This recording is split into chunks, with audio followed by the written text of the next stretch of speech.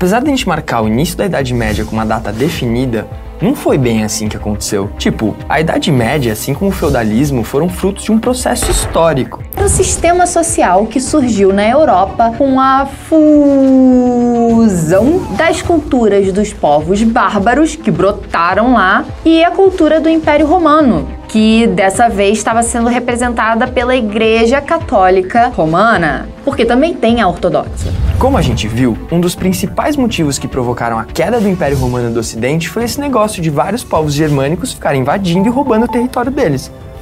Claro que os romanos já estavam muito ferrados por causa da crise do escravismo, da anarquia militar, da fragmentação do exército, da inflação, da retração da economia.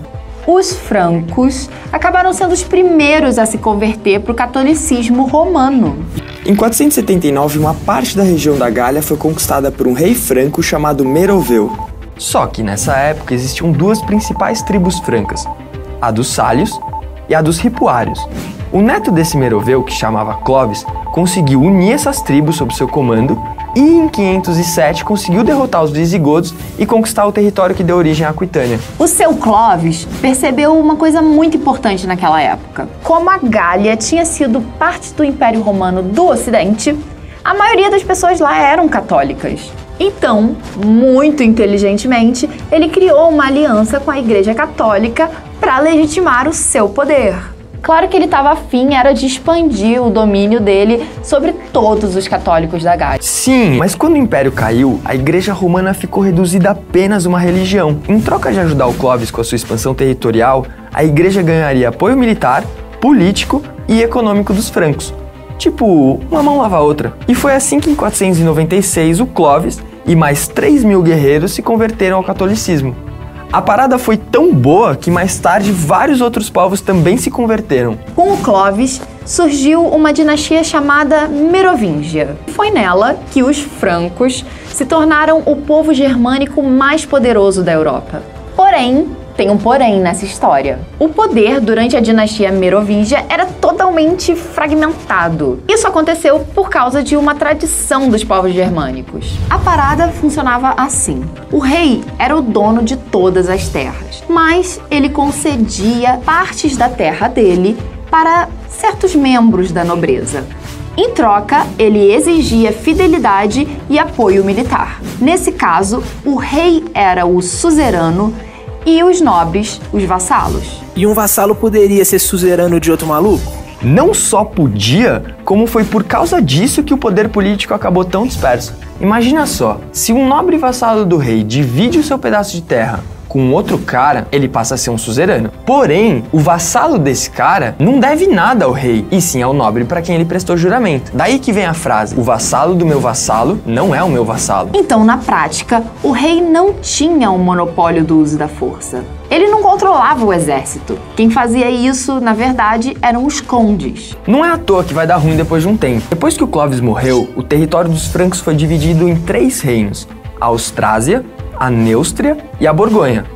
Logicamente, cada reino tinha o seu rei, mas nos últimos 100 anos dessa dinastia, esses 3 reinos tiveram uma coisa em comum além do sangue real. Eles foram governados por reis completamente impotentes e incompetentes. Nessa época, existia um cargo chamado majordomus. O cara era tipo um primeiro-ministro, mas na época desses reis meio impotentes, meio castrados, os mordomos que acabavam fazendo a função de governar a parada. O rei pode servir para muita coisa. Acontece que esses reis merovingios não estavam servindo para quase nada. Mas eles acabaram rodando rapidinho quando um tal de um Pepino de Heristal chegou nas paradas de sucesso.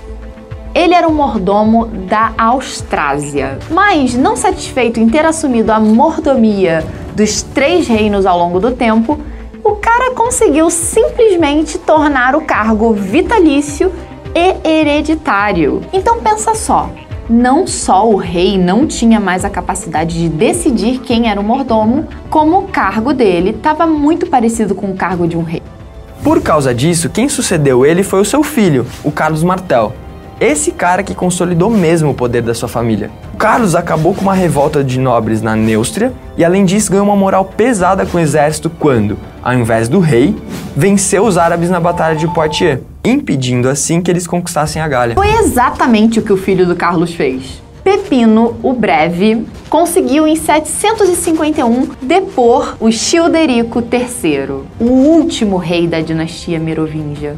E ainda fez isso com todo o apoio do Papa Zacarias.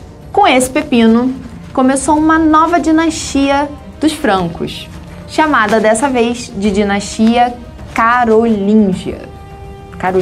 E o Pipino, para sair da condição de mordomo e virar rei, ele fez um pacto com a igreja. Na época pode até ter parecido que a igreja acabou ajudando o Pipino de graça. Mas enfim, o negócio é o seguinte, desde 568 os lombardos estavam lá criando um reino na porta de Roma e isso estava começando a incomodar a igreja. Então a igreja chamou o Pipino para dar um jeito nessa parada. Bom, o Pipino foi lá e acabou com os lombardos em duas batalhas. A primeira aconteceu em 754 e a segunda aconteceu em 756. Aí o Pipino foi lá, ele cedeu uma parte desses estados para a igreja, porque veja bem, no acordo entre os caras já estava previsto que o Pipino não só ia prestar auxílio militar para eles, como auxílio político e auxílio econômico. Uma das formas de ajudar a economia da igreja, de certa maneira, era ceder territórios para eles poderem, arrecadar impostos e 2, mandar naquela parada. E foi aí que surgiram os estados pontifícios, que só deixaram de existir em 1870. Ah, e eu também não posso esquecer, o Pipino, ele transformou em obrigatória a doação do dízimo. Antes, só doava 10% da sua produção quem gostava muito da igreja católica, ou quem acreditava muito nas paradas que os padres saíam por aí dizendo. Desse jeito, Pipino arranjou uma maneira da igreja ganhar muito mais grana, e isso não passou desapercebido pelo Papa. Em 768, o Pipino Breve acaba morrendo e deixa toda aquela parada que ele tinha para os seus 2 filhos, o Carlomano, que era o mais velho, e o Carlos Magno, que era o mais novo. E já em 771, o Carlos Magno dá um jeito de subir no poder e aquela parada toda acaba sendo dele. Ele unifica o reino dos francos e começa um novo processo de expansão territorial. Então em 774 ele conseguiu finalizar um cerco na cidade de Pávia, que era a cidade principal dos lombardos. E logo depois de ter feito tudo isso, ele se autoproclamou o rei da Itália. Não é pouca coisa. Em 803, depois de muita treta, ele conseguiu dominar a Germânia. E nesse processo ele quase conseguiu reconquistar a Espanha muçulmana. Só que ele se ferrou e não conseguiu. Ou seja, agora você tinha tanto a autoridade máxima do poder político, que era o imperador, tanto quanto a autoridade máxima do poder religioso, que era o Papa, trabalhando juntos, porém não eram representados pela mesma pessoa, como antes. O Carlos Magno, ele foi lá e foi coroado. E, como não podia deixar de acontecer, o Carlos Magno morreu.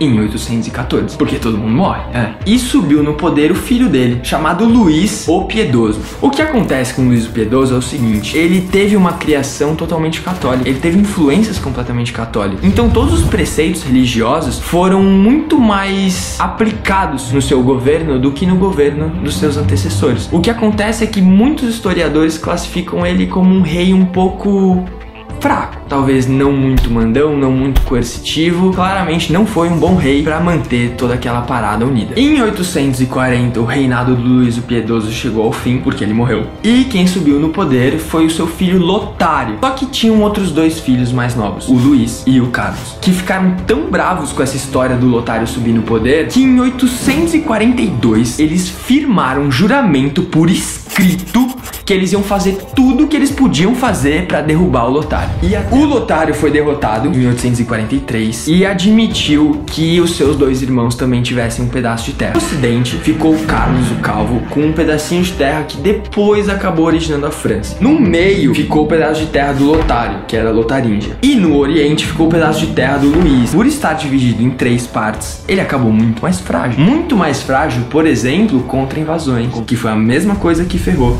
com o Império Romano. As invasões bárbaras que foram rolando depois com os escandinavos, os húngaros, os sarracenos e os eslavos, elas foram contribuindo para cada vez mais tirar o poder da mão dos grandes governantes, os reis, e transferindo cada vez mais para os caras que tinham o seu pedacinho de terra ali, que tinham um muro, que tinham guerreiros para proteger aquilo. Porque lembra que eu te falei? A estrutura administrativa do império era muito falha. Quando acontecia alguma coisa lá na pontinha, até a notícia chegar no rei, até esse rei poder mobilizar um conde, até esse conde mobilizar os outros caras pra ir lidar com a questão, isso demorava muito tempo, era completamente inviável. Então o que aconteceu? As pessoas foram se fechando cada vez mais nesses pequenos feudos. A principal consequência do Tratado de Verdun foi que, como as terras do lotário foram divididas, mas as terras da igreja não foram divididas, adivinha quem acabou se tornando a maior proprietária de terras na Europa bem naquela época, 843? Não eram mais os francos. Era a igreja, baby. É a partir daí que a igreja começa a ser de fato a maior instituição da Europa na Idade Média, sendo que ela domina a maior parte dos territórios e ela tem poder pra colocar imperador no lugar, pra tirar imperador do lugar. Todo mundo acredita nela, ela tem credibilidade. Com todo esse poder que ela tinha, na real ficava muito mais fácil de encontrar alguém que lutaria por ela, tipo cruzadas. Curioso? Quer saber mais? Ficou com aquela pulguinha ali atrás da orelha, querendo saber mais sobre as fitas? Se inscreva no canal que ainda vai vir muita coisa louca por aí. Deixe o seu joinha e o seu comentário dizendo o que você achou sobre esse vídeo, como a gente pode melhorar, o que você gostou, o que a gente tá acertando, o que a gente tá errando, enfim.